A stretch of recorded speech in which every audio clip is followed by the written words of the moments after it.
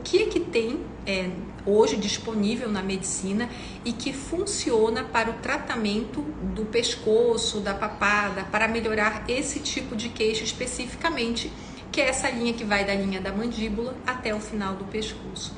É normal que as pessoas elas fiquem um pouco confusas, porque tem muita coisa, né, que é divulgada na mídia, só que nem tudo que é divulgado funciona para todos os pacientes. E o que eu observo é que às vezes você usa a ferramenta errada para a indicação que não é a mais adequada. Então vamos começar do básico, né? Primeira coisa que eu vejo que se divulga muito na internet é enzima, né? As enzimas elas são substâncias que necrosam a gordura e que são aplicadas por via transcutânea. O profissional geralmente pega um produto, ele faz pequenas aplicações, né, pequenos bolos desse produto na região do pescoço com uma seringa, e naquele local onde ele fez a aplicação, aquela gordura ela necrosa, ela morre.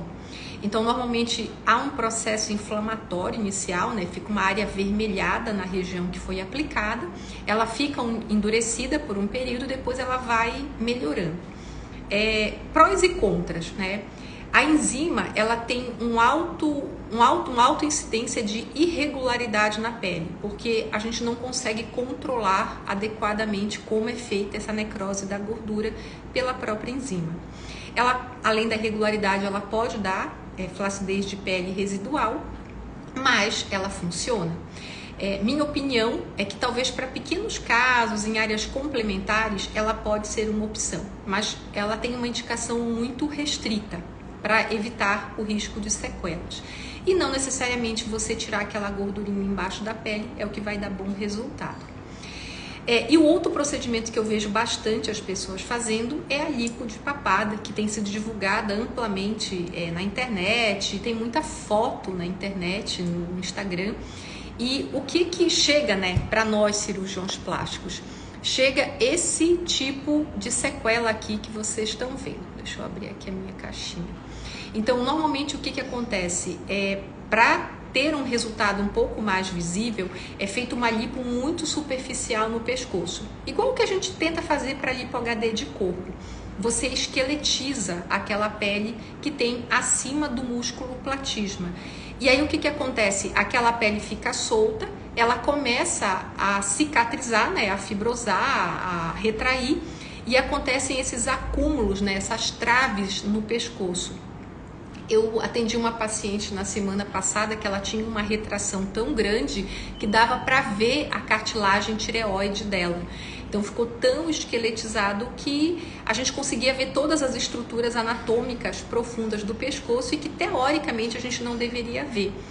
E quando isso acontece, o que a gente tem que fazer é dar um passo para trás. Então você tem que esperar passar o processo inflamatório, esperar essa pele melhorar, fazer um pouco de massagem, esperar em torno de 6 meses a 1 ano do procedimento para que aquele processo inflamatório, para que aquela retração, ela envelheça.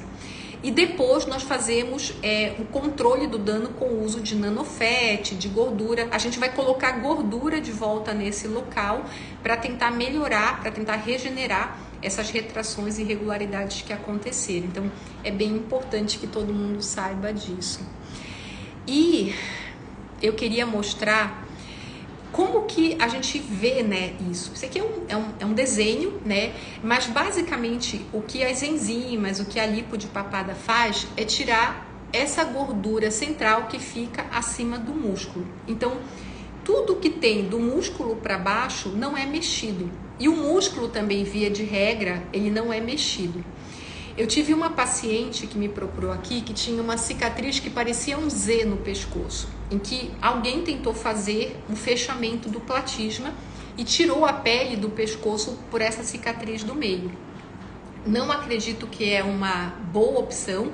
Hoje em dia a gente tem muita técnica cirúrgica mais moderna, né, que pode ser aplicada e que dá menos sequela para as pacientes. Então, isso também é uma outra coisa bem importante. E aí eu resolvi deixar uma dica bem simples para vocês que estão aqui assistindo, né, e que têm interesse, né, que estão pensando em fazer e querem saber, tá, mas se a doutora falou que isso aqui não funciona para todo mundo, para quem que funciona? Vocês têm um testezinho muito simples para vocês fazerem, para saber se esse volume que vocês têm embaixo do pescoço é gordura superficial ou não. Dá um sorriso bem forte, como se você estivesse tentando puxar o pescoço para cima, e aí você vai palpar o que tem de volume embaixo do pescoço. Se você fizer isso, se você puxar e sentir o volume, aquele volume que você sente é gordura superficial, é o que você pode melhorar com esses tratamentos não cirúrgicos. Geralmente, quando eu dou essa dica, quando eu mostro isso para as minhas pacientes nas consultas, elas entendem por que só fazer uma lipo não vai adiantar, ou se, no caso, eu indicar para elas uma lipo de papada, por que isso vai melhorar. E tem um outro detalhe que eu também observo muito. Quando a gente trata uma área da face, né, eu sempre comento com vocês aqui no perfil que o rosto ele é dividido em áreas, né? Existe o terço superior da face, existe o terço médio e existe o terço inferior da face. Deixa eu parar de compartilhar. E quando a gente faz uma cirurgia estética, né, para rejuvenescer, para embelezar uma pessoa, cada região do rosto tem que conversar com a outra. Então, a fronte tem que parecer ter a mesma idade que o terço médio, que tem que parecer ter a mesma idade do pescoço. Eu vejo alguns casos de pacientes que fazem esses procedimentos setorizados, que acontece que o rosto fica redondo, porque a paciente tem o formato mais arredondado da face, e o pescoço fica extremamente esqueletizado, a pele fica extremamente retraída em cima das estruturas profundas. E isso não cria um aspecto de embelezamento, cria um aspecto de estranheza. Quando você olha, você não olha que pescoço bonito, você olha assim, parece que tem alguma coisa estranha. Então, esse é um outro cuidado que todo mundo tem que ter. O pescoço, ele tem que conversar com o terço médio. Então, um terço médio mais arredondado, ele combina com um pescoço um pouco mais fofinho. E o fato de você tirar esse efeito do pescoço, né, melhorar o desenho do pescoço, não necessariamente vai te deixar mais bonita se você não melhorar o terço médio da face. E aí tem várias técnicas, várias ferramentas, né, que a gente pode lançar mão para conseguir atingir esse resultado. Então, digamos assim, o meu objetivo hoje era explicar isso para vocês, que cada tratamento tem uma indicação adequada e não adianta a gente usar a ferramenta errada. Eu sempre faço a comparação do prego. Não adianta você tentar martelar parafuso. Se você só tem um martelo, tudo vira prego. E na verdade, você tem que ter um leque de opções, né? Você tem que ter um leque de ferramentas para melhorar aquela estrutura.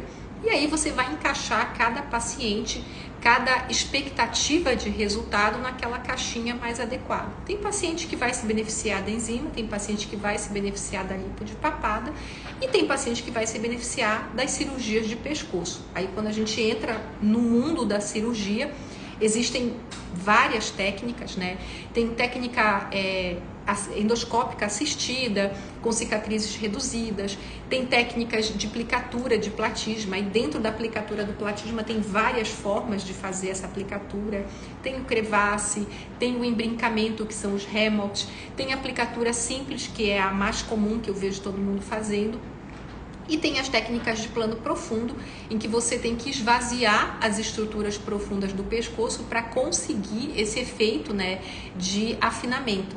Aí não adianta a gente tentar fechar o platisma, né, fechar o músculo e empurrar isso para cima. Como ele está muito volumoso, ele vai acabar abrindo, vai acabar esgarçando. É a mesma comparação que a gente faz com as pacientes que vêm fazer abdominoplastia e elas estão acima do peso, elas têm muita gordura visceral. Mesmo que eu feche a diástase do músculo do abdômen, se o conteúdo dentro do abdômen ele está apertado, aquele conteúdo vai acabar forçando o meu ponto e ele vai abrir aquela aplicatura, o músculo vai acabar esgarçando uma hora. Funciona para abdômen, funciona para pescoço. Então, um sapato não calça todos os pés, é por isso que a gente tem que aprender várias coisas para poder saber indicar. E a gente só sabe se chocolate é mais gostoso que doce de leite ou do que a cocada se a gente experimentar o chocolate, o doce de leite e a cocada. Então, para eu saber qual é a melhor técnica, eu tenho que saber todas elas para saber qual que eu vou indicar para cada paciente. Então, essa é a minha dica de hoje. Hoje é meio que uma live de utilidade pública, porque eu fiquei um pouco preocupada de, num período curto de tempo, eu atender tanta paciente com sequela de um procedimento só. Então, eu achei que valia a pena a gente tirar hoje para conversar sobre isso. E eu vou responder agora a pergunta de vocês. Se alguém quiser me perguntar sobre lipo de papada, pode mandar a pergunta, e quem estiver assistindo depois a gravação pode mandar no inbox que eu vou respondendo, tá? Eu tenho um pouquinho de dificuldade de tempo de conseguir responder todo mundo, mas eu sempre respondo, tá, gente? Eu posso ser um pouquinho demorada, mas eu respondo. Deixa eu ver se alguém perguntou.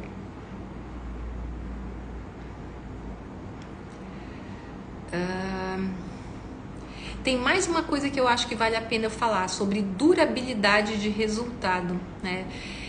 Toda vez que a gente trata excesso de volume em qualquer lugar que seja, abdômen, braço, pescoço, enfim, toda vez que a gente tira a gordura, a gente deixa um pouco de flacidez de pele. Então, quanto maior a flacidez inicial que a paciente tem, né, quanto mais idade ela tem, maior é a tendência dela ficar com um excesso de volume na região que foi tratada com uma lipoaspiração tradicional. Por isso que eu sempre falo para vocês que eu acredito que lipo de papada, ela não serve para tratar excesso de volume de pescoço em pacientes acima de 40 anos, porque a partir dessa idade a gente já tem sobra de pele, a gente já tem flacidez, e aí a gente vai ter que acabar associando alguma coisa, alguma técnica cirúrgica que trate essa sobra de pele. Eu gosto muito de tecnologia, eu já testei várias tecnologias para pescoço. Ultrassom microfocado, Ultraformer, Morpheus, que é radiofrequência microagulhada, enfim, Body Tight. O Body Tight foi a última tecnologia que eu testei para pescoço, para ver se ele conseguia dar um pouco mais de retração. Todas elas têm uma certa retração, mas o resultado ele é muito fugaz, ele dura muito pouco tempo.